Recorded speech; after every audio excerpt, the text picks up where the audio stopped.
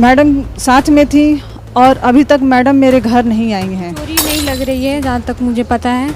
कोई चैन के लिए किसी को मार नहीं सकता है तो और मौके पे वही थी, जो भी उन्होंने देखा है वही सही चीज़ तो वही बताएंगी कि एक्चुअल हुआ। हम अटैच हैं उनसे, कहीं ज़्यादा वो अटैच होंगी उनसे, है कि नहीं? बताएं कि हाँ एक्चुअल में क्या हुआ है, और वो सामने नहीं आ रही है सर, तो थोड़ा तो डाउट बनता है। तो अगर उनके योग कर रहे थे सर, तो ये कैसे हो गया कि वो यहाँ तक नहीं, हम लोगों के बीच नहीं, हमारे भाई बहन छोटे हैं और वो यहाँ नहीं, इस तरह के नाटक नहीं दिखाना चाहे। हमने उनका कोऑपरेट किया, उनको कोऑपरेट किया परिवार के द्वारा। उसमें ये बताया गया है कि लूट हुई, उसके बाद जो उन्हें गोली मारी गई और 3 जो है लुटेरे सामने। हमारे साथ तो वो सुबह शाम रहते हैं ना, बाकी पूरा दिन वो उस मैडम के साथ रहते हैं। बात है कि अभी तक क्यों नहीं, 3 जिले 4 जिले 5 जिले की पुलिस लगा दी और अभी तक नहीं पकड़ा गया। ये आसानी है, दुख है जिसको हम लोग सह नहीं पा रहे। किसको बचा रहे हैं सर? अब हमको डर लग रहा है ये कहीं ठंडे बस्ते में ना पड़ घर पे नहीं बैठते, हम घर वालों से पहले उनके साथ खड़े सलाम होते। नमस्कार, जय भीम। आप देख रहे हैं भारत मीडिया। बलिया जनपद का यह बेलथौर तहसील अंतर्गत बेलथौर नगर में वार्ड नंबर 11 यादव नगर है। और जिस तरह से यहाँ के प्रधानाध्यापक देवेंद्र यादव की हत्या जो है हुई है, उसके बाद कहीं ना कहीं आक्रोश व्याप्त है।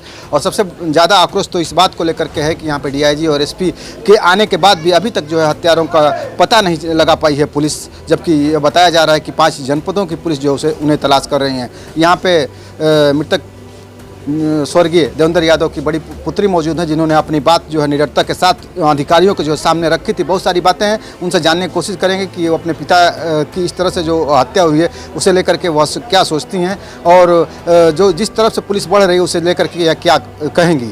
जी, आपकी हम लोग की संवेदना आपके साथ है, जिस तरह से आपके पिताजी के साथ यह घटना हुई है। फिर भी हम लोग ये जानना चाहेंगे कि पिताजी के साथ आपकी किसी से दुश्मनी थी क्या? नहीं सर, पिताजी के साथ किसी की ऐसी दुश्मनी नहीं थी।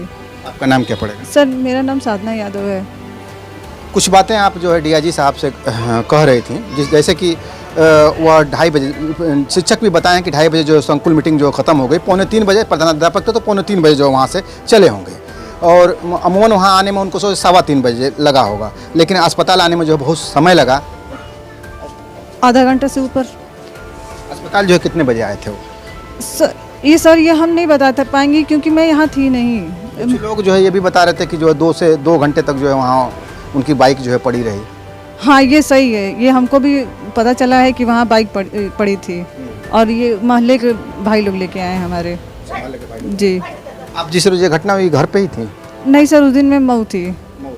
घटना के बाद सुनने के बाद? सर नहीं, मैं यहीं से अप डाउन करती हूँ, मेरा ड्यूटी है तो।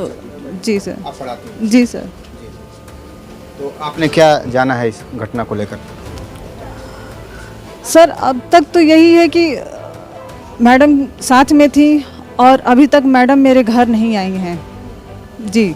और एक विद्यालय में, चूँकि वो मेरे पिताजी के साथ आती जाती थी और एक विद्यालय में, उसी विद्यालय में कार्यरत थी हैं, तो सर और मौके पे वही थी, जो भी उन्होंने देखा है वही सही चीज़ तो वही बताएंगी कि एक्चुअल हुआ क्या। घटना के चश्मदीद हैं वो? बिल्कुल सर, बिल्कुल। और अभी तक उनके तरफ से ना कोई तहरीर दी गई है, ना ही कोई यहाँ पे भी नहीं आई हैं कि बताएं कि हाँ एक्चुअल में क्या हुआ है, और वो सामने नहीं आ रही है सर, तो थोड़ा तो डाउट बनता है फिर। और सर सबसे बड़ी बात ये है कि यहाँ उनको पहले होना चाहिए। विद्यालय परिवार में मेरे पापा अगर उनके योग कर रहे थे सर, तो ये कैसे हो गया कि वो यहाँ तक नहीं, हम लोगों के बीच नहीं, हमारे भाई बहन छोटे हैं और वो यहाँ नहीं हैं।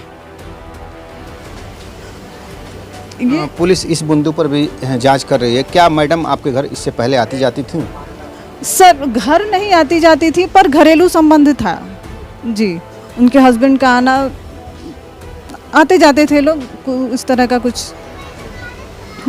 उनके बेटे हैं, जरूरत रही तो आती। हाँ, लेकिन अभी तक उनके बेटे शायद हैं घर पे, बेटे हैं उनके, लेकिन वो भी कोई नहीं आया है। सारे लोग आ गए सर, दूर दूर से लोग आ गए। अगर इतना ही रिश्ता अच्छा था, घर आते थे उनके बच्चे, उनकी शादी थी तो हमेशा आते थे पापा के साथ बात करने, चाहे कोई भी होता था बात तो। लेकिन सर अभी तक तो नहीं आया है, कोई सांत्वना देने नहीं आया इस तरह से। और जो भी बयान है मोहन सिंह अंकल दे रहे हैं, मैडम से डायरेक्ट कोई बात नहीं हुई है। और सबसे बड़ा दुख है कि बताइए, विद्यालय परिवार, मेरे पापा उनके परिवार थे। विद्यालय का कोई भी अगर सदस्य है सर, वो परिवार होता है। हम उनके साथ 5-6 घंटे बिताते हैं। हम भी विद्यालय में रहते हैं। हर बातें आदमी अपनी वहीं शेयर करता है। अगर कोई किसी के बारे में जानना चाह रहा है तो उसके विद्यालय में जाए तो सारी चीज़ें पता चलती हैं। हाँ, मेरे पापा थोड़ा स्ट्रिक्ट थे, हम ये जानते हैं। वो कि अपने स्कूल के लिए नहीं सर, हम सबके लिए थे। हाँ, थोड़ा ये था कि वो टाइमली आना जाना, या हम पे भी टोका टिप्पणी जरूर करते थे। अगर किसी दिन हम लेट आए तो तुरंत फ़ोन करते, कहाँ हो, जाना नहीं है सर, ये चीज़ थी। तो हो सकता है कि विद्यालय परिवार में इस चीज़ को लेकर थोड़ा बहुत हो सकता है, लेकिन सर इतने बुरे नहीं थे कि कोई गोली से मार दे उनको। बहुत सुलझे हुए इंसान थे, बहुत ज़्यादा। और ऐसा भी नहीं है कि बहुत ज़्यादा किसी से बोल चाल या किसी को कुछ कह देना, किसी के बीच में पड़ जाना, ऐसा कुछ नहीं था। बहुत सीमित रहते थे वो अपना। आपके द्वारा जो आपके तहरीर जो दी गई है आपके परिवार के द्वारा, उसमें यह बताया गया है कि लूट हुई, उसके बाद जो उन्हें गोली मारी गई और 3 जो है लुटेरे सामने आए। तो ये तो हमारा शक है ना, ये तो हमारा शक है कि चैन नहीं है। हाथ में मेरे पापा की अंगूठी पड़ी थी, लेकिन चैन नहीं है। मैडम भी अपना बता रही हैं कि चैन है। सर ये तो हम जो, ये भी तो हो सकता है कि हत्या को लूट की घटना से जो है बनाया जा रहा हो। जी सर, ये भी हो सकता है। अब यहाँ सर सिर्फ शक करना बच गया है। हम अब ये मैडम अच्छे से बताती, कोऑपरेट करती, पुलिस के साथ कोऑपरेट करती। अब सर इतने टाइम हो गए हैं, अब तो वो स्टेबल हो गई होंगी और हमारी मम्मी फेस कर सकती हैं इस चीज़ को, तो मैडम क्यों नहीं फेस कर सकती हैं? हमारी मम्मी पड़ी है 3 दिन से, तबीयत उनकी एकदम खराब है, वो खाना नहीं खाई हैं अभी तक। और सब मेरे मम्मी, और घर पे मम्मी पापा रहते थे। भाई जो है इलाहाबाद रहता था, ये एक भाई था तो अभी वो घूमने गया था, तो और हम अप डाउन यहाँ से करते थे मऊ। जिस तरह से डीआईजी साहब आए मिले थे, आपने बात की थी उनसे, एसपी साहब से मिलते, क्या उन्होंने कहा था आपसे? देखिए, उन्होंने पीएम के लिए कहा, कोऑपरेट करने के लिए कहा। सर देखिए, हम लोग ये नहीं, ये यहाँ हम लाश रख के नाटक नहीं दिखाना चाहे। हमने उनका कोऑपरेट किया, उनको कोऑपरेट किया, उन्होंने जैसे कहा हमने पूरा कोऑपरेट किया। लेकिन सर इतने दुख की बात है कि अभी तक क्यों नहीं, 3 जिले, 4 जिले, 5 जिले की पुलिस लगा दी और अभी तक नहीं पकड़ा गया अपराधी। किसको बचा रहे हैं सर? अब हमको डर लग रहा है ये कहीं ठंडे बस्ते में ना पड़ जाए। और ये क्या हमारा परिवार सुरक्षित है? सर मेरे पापा के साथ हो गया, कल मेरे साथ भी हो सकता है।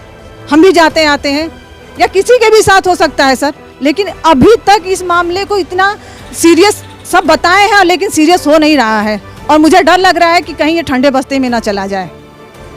आप इस मामले में पुलिस से जो है क्या आग्रह करेंगी, प्रशासन से क्या आग्रह करेंगी, सरकार से क्या आग्रह करेंगी? सर मैं यही प्रशासन से, सरकार से मैं यही आग्रह करना चाहती हूँ कि जो सही है उसको पकड़ा जाए और सही अपराधी को दंड दिया जाए। इसकी पूरी तरह से अच्छे से छानबीन हो और सर उस अपराधी को जितनी सख्त सजा हो वो दी जाए। मेरे पापा ऐसे नहीं थे कि वो इतनी जल्दी चले जाएं हम लोगों को छोड़ के। मेरे सर 3 भाई हैं, अभी 2 भाई हैं, एक छोटी बहन है सर, वो बीएससी नर्सिंग कर रही है। कैसे वो सब संभालेंगे, कैसे देखेंगे? देखिए, ये बड़ी बहन है और कहीं ना कहीं 3 बहनों और 2 भाइयों में जो है सबसे बड़ी हैं, और ये इस दुख की घड़ी को जो है समझ पा रही हैं। और यही न्याय का तकाजा भी है कि जो भी पिता के इनके हत्यारे हैं उनको जो है पकड़ा जाए और उन्हें सलाखों के पीछे डाला जाए। दूसरी भी बहनें हैं, थोड़ा उनसे भी बात कर लेके देते हैं। आप क्या नाम पड़ेगा? सरिता यादव। जिस तरह से आपके पिता के साथ जो घटना हुई है, क्या कहेंगे इसे लेकर के, और जो जिस तरह की पुलिस की कार्रवाई है उस पर क्या कहेंगे आप? जी, मेरे पापा के साथ जो हुआ उस समय मैं यहाँ थी नहीं, और जब मुझे पता चला तो मुझे बहुत दुख हुआ। ये असहनीय दुख है जिसको हम लोग सह नहीं पा रहे हैं। मैं क्या कहूँ, मुझे तो कुछ खुद नहीं पता है कि मेरे पापा के साथ एक्चुअली हुआ क्या है। लोग तरह तरह की बातें कर रहे हैं, क्या सही है क्या गलत है वो मैं नहीं जानती। वही इसके अच्छे से अच्छे जांच हो और हमें न्याय मिले। हम मैडम की जो है बात हो रही है, तो मैडम का आपके साथ घर से घरेलू ताल्लुकात था? जी हाँ, हम जैसे ऐसे हम लोग बराबर कभी आते जाते नहीं थे। कोई शादी है या कोई वैसा कोई फंक्शन हुआ तो हम लोग सब परिवार जाते थे, ऐसा नहीं है। उनके यहाँ से भी लोग आते थे, हम लोग भी आते जाते थे, जानते थे हम लोग भी कि हाँ मैडम जाती हैं आती हैं, ये हम लोग को अच्छे से पता था। हम लोग कभी इस चीज़ के लिए विरोध नहीं किए।